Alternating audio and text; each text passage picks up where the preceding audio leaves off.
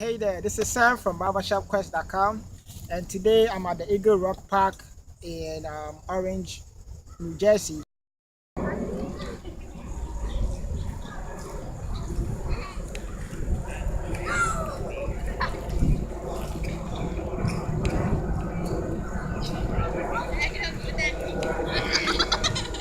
Today I'm very excited because I'm always excited to make videos.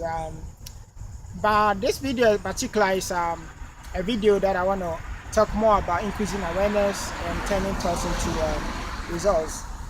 If you watch my last video, um, I had a friend of mine actually comment on the videos, and he said how that video really helped him out, and he inspired me to make this video because he wanted me to talk more about increasing awareness or turning thoughts into results, and that really inspired me to make this video. It's been a while. It's been about almost 2 months now, so I had given had some experiences.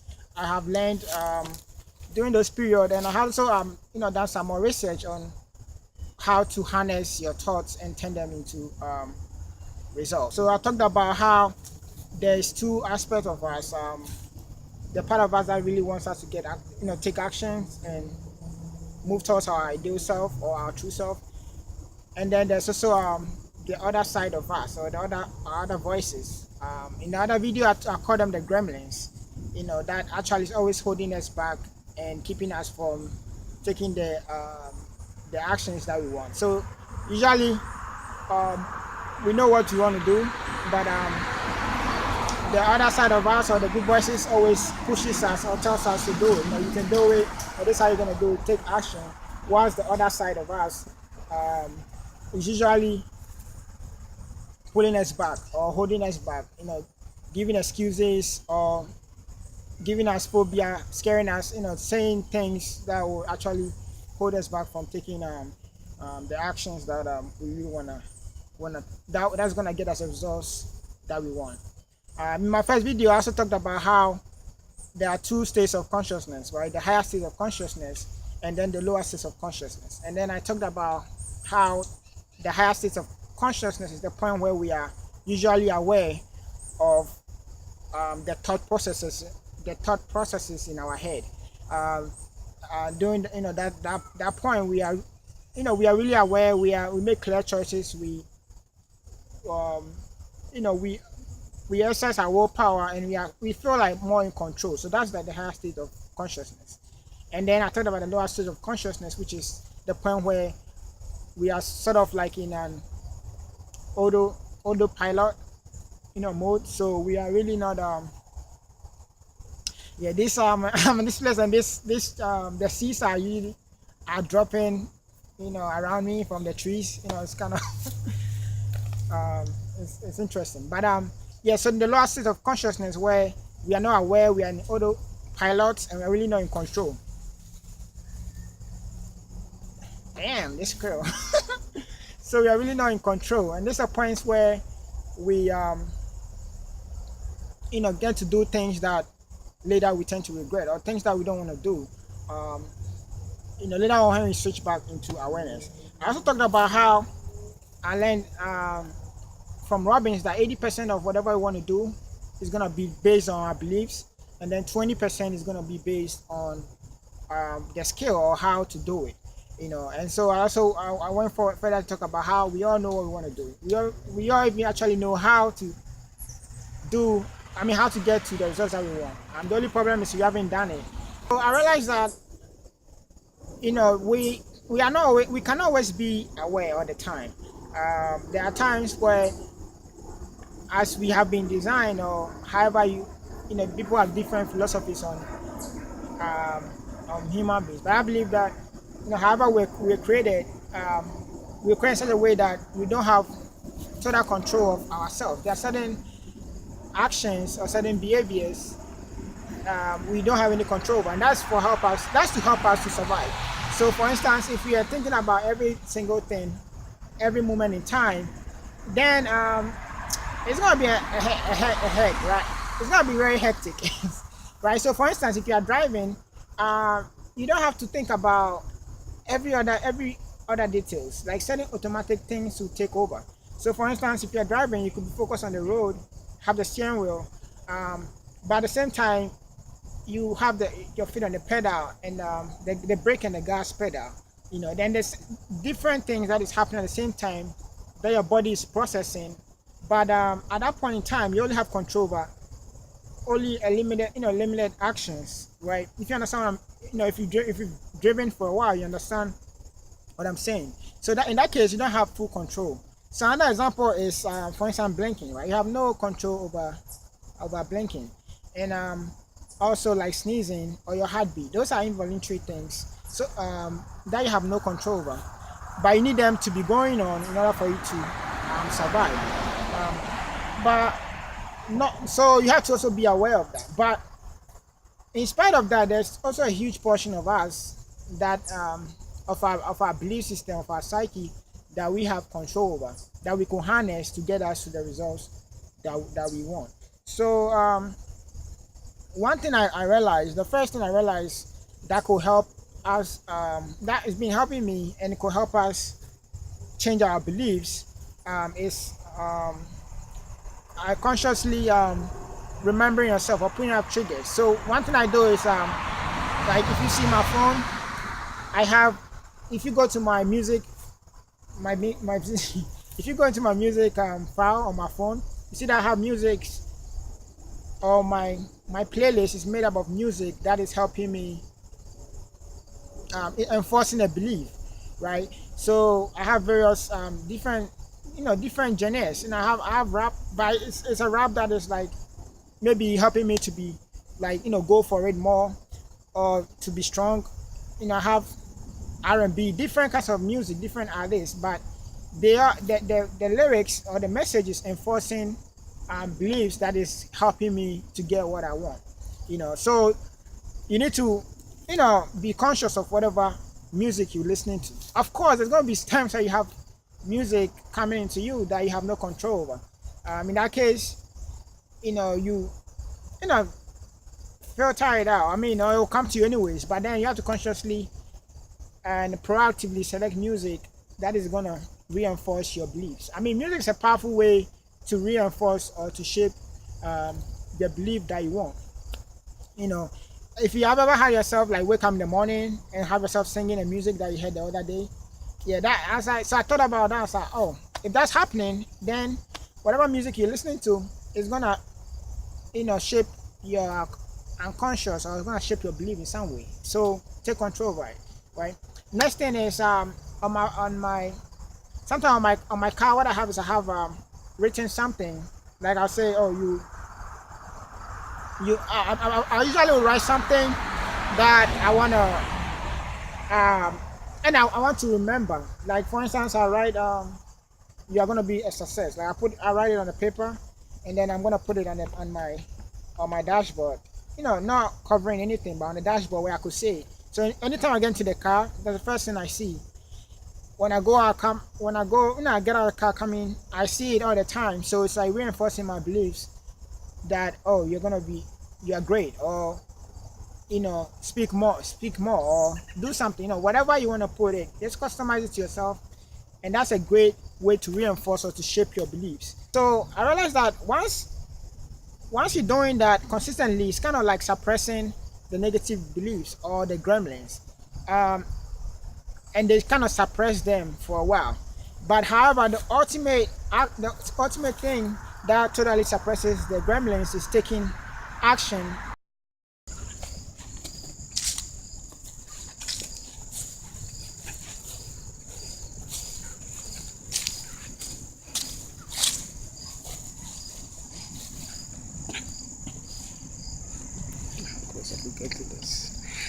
Oh, it's a deer.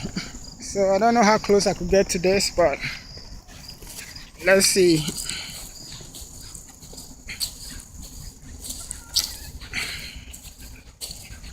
A deer. Bambi. Still staring, are you kidding me?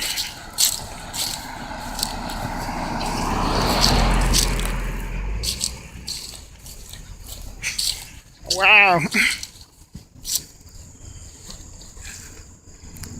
So remember I said it's been about 2 months now, and I had a lot of experiences, and I was learning, and I also researching on this topic, and I made an important discovery, and that's like that's like changed my whole, like for the past month had changed how much results that I'm getting in terms of changing my beliefs within this few period. And one thing I realized was that in my first video I mentioned the gremlins, right? The evil voice, right? The slick lawyer that comes to argue and trick us to do things that we don't want.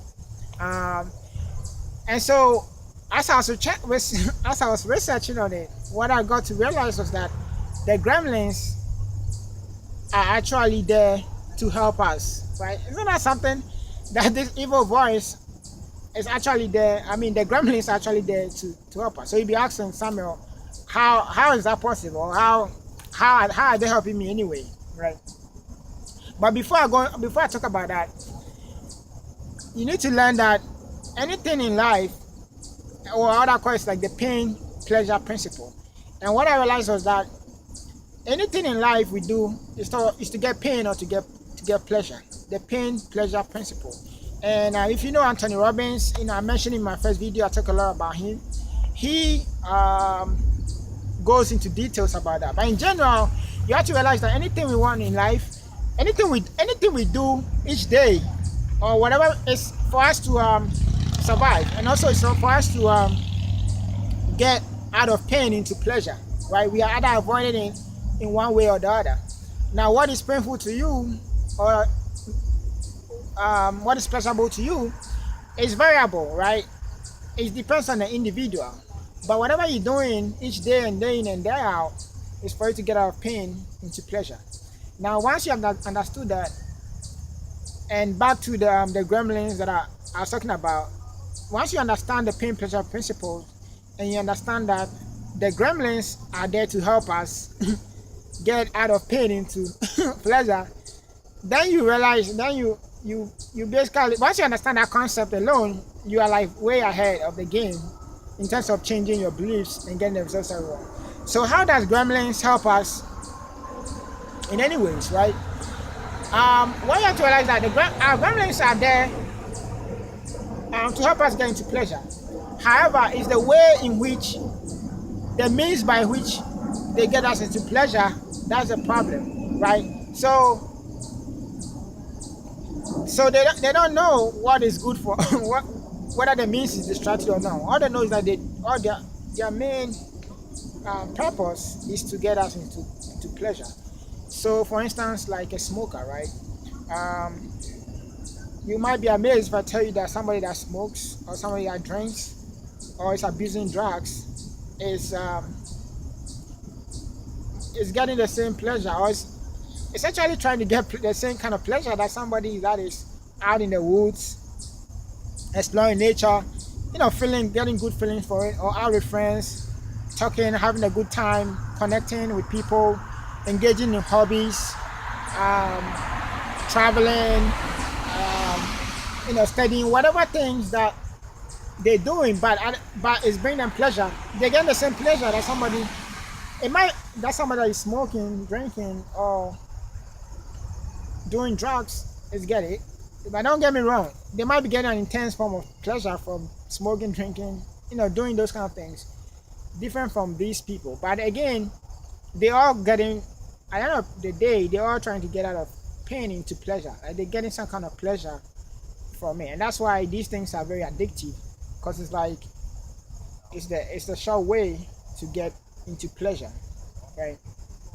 And so the gremlins, whether it's getting you to smoke or it's getting you to go out and ski or go out mountain climbing, go out and do something that you love, it's gonna get you to do it anyway, because its goal or its purpose is to get you pleasure. So now that you understand that, the final step is to find a way to convince them to get into your court, right? Convince them and retrain them to get you to do the activities that is not destructive, and to get you to do activities that will get you the same kind of pleasure right? But get it to do what you want. If you know, if you understand what I'm saying. So once I understood that, I mean, I realized that, I mean, that's the holy grail. So that way, so that way, it's not like you are hating yourself, you know. Because before I was like, oh man, I hate these gremlins, I hate these voices, you know, always coming to kind of bully me, you know. Because then I have my true self, my ideal side. I know what I want to do, but then after the argument, sometimes I win, you know. Most of the times I win, but sometimes you listen to the gremlins, right? Because I mean, a lot of times too, it's like the easiest thing to do is to listen to the gremlins, right? Because it could get you into pleasure quick, you know. By the end of the day, it's not gonna get you fulfilled, and it'll not get you into the to get the results that you want, right? So to summarize it all, I talked about how consciously or proactively selecting the, you know, the kind of music that you learn. This is very practical. You listen to, sorry, so, you know, being selective about them to reinforce or to you know, retrain. I mean, refocus your beliefs. You know, um, writing triggers and stuff like that. You know, even movies, kind of things that you take into yourself, kind of things that you're listening to. It. Those all go into the subconscious. They help to build your beliefs. In a way, refocus your beliefs. So if you want to take an action, or you have some thoughts that you haven't followed through yet, all you have to do is like make sure you listen to more of these things. I mean, more of enforcing beliefs, so that way they'll be readjusted. Watch what you listen to, the kind of things that you take into yourself, and you're also gonna be aware of the pain and pleasure principle, and how everything you're doing is getting you out of pain into pleasure. You also have to also know by this kind of this video, you have realized how the gremlins or the slick lawyer, you know, is not evil, right? But it's been evil because it's not been properly trained. But it's your job, it's your responsibility to retrain it and turn it into a coach that is going to get you to take the actions, the right actions, right, to get you into the results that you want. All right. So this is Sam from barbershopquest.com. I'm back. It's been like 2 months. I'm so excited, you know, to be back making these videos. And hit me a comment. Make sure you subscribe to my channel, Samuel Armah. Subscribe to my channel for all my videos. I just went on Facebook, so if you go on Facebook, you could find me on Facebook as well. I have my website, www.barbershopquest.com, where I talk more about business stuff. But hit me up, let me know what you're doing, you know, how this is helping you out. And I'm gonna go back. It's getting dark and creepy. So until next time. Like this, you know.